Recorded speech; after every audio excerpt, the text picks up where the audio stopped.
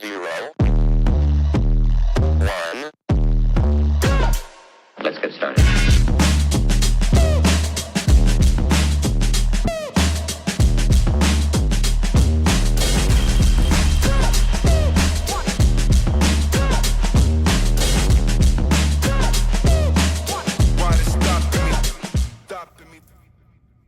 What's up, everybody? It's your girl, Dr. Nicole B. Simpson, CEO, President of Harvest Wealth Financial. Listen, if you didn't know, I am going around the country, so please make sure you're checking out my website just to see if I'm going to be in the town or a city near you. And remember, if you have a specific question that you would like me to answer as we're getting to know each other, please do not hesitate to reach out and I will answer your questions with specificity about what I would do in this situation, because we're standing on business, but we're minding our business and leaving other people's business alone. I thought it was very important to have this final conversation about retirement. When we're saving on our job, I'm still dealing with people with W-2 incomes, setting aside money through their 401k channels, whatever that looks like. Now we're up to the investment portion. We've talked about the regular withholdings or the regular contributions into the IRA and Roth contributions. So the next step then is, how do I invest my money? Last time we spoke, I was letting you know that each company-sponsored plan is managed by someone.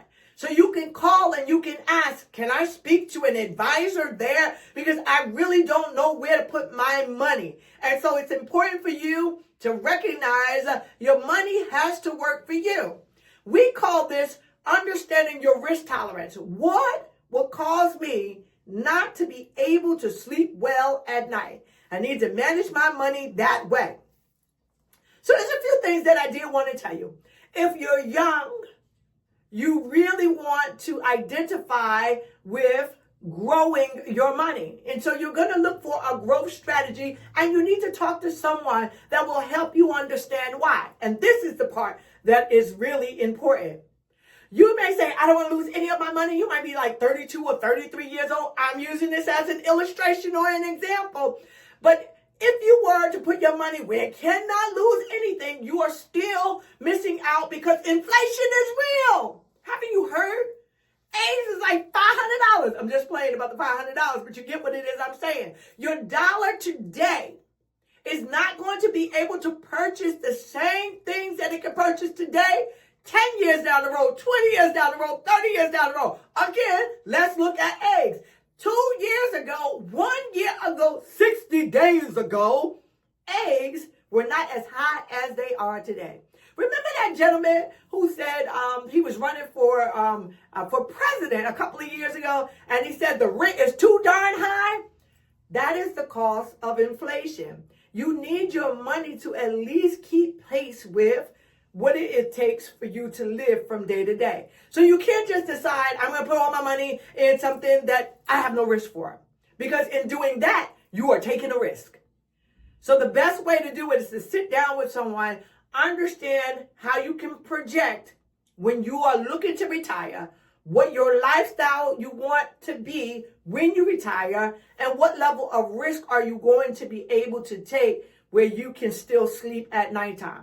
Here's the thing. I told y'all, I'm only dealing with us. Everybody else can eavesdrop, but I'm talking to us, meaning my black and brown bodies, because we're the ones that's minding our business. America got some things that she got to deal with internally. Let them figure that out. But while we here, I want to make sure that we get ourselves all the way straight. We oftentimes jump in too late and we jump out too early.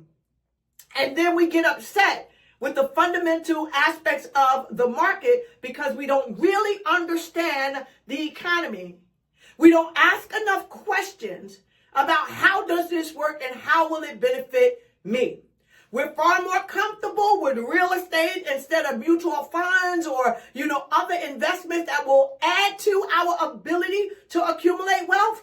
But this is probably going to be the core principle or foundation of where you stake your claim financially, especially if you're working.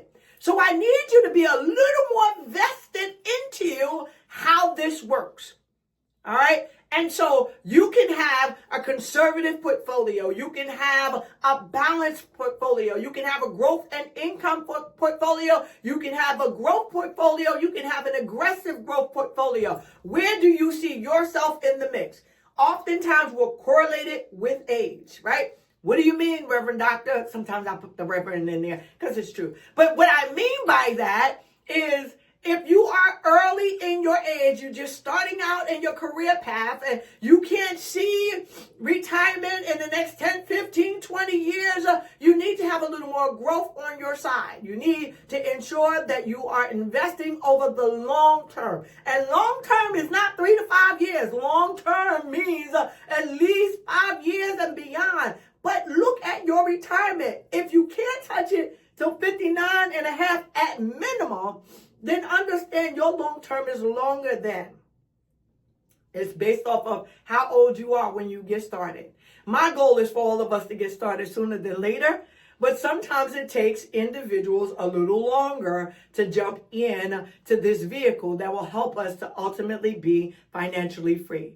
So regardless of where it is that you get started, you need to do what I call a risk tolerance assessment.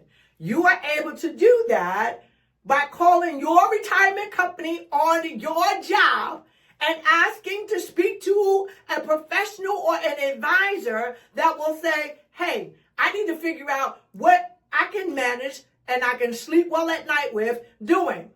And then a very good advisor will let you know whether or not you have more time to have a greater level of growth, or that we need to minimize this and protect you because you're a little older and you can't take the risk. That's the responsibility that you have. And you should know this. You should know, I can't sleep well at night if we're in volatile times. I just can't handle it. I can't manage it. And somebody should be able to help you look at your goals, your dreams, your objectives, and what it is that you're looking to do financially. When is it that you're looking to retire? How much time do you have? So how much risk can you actually take?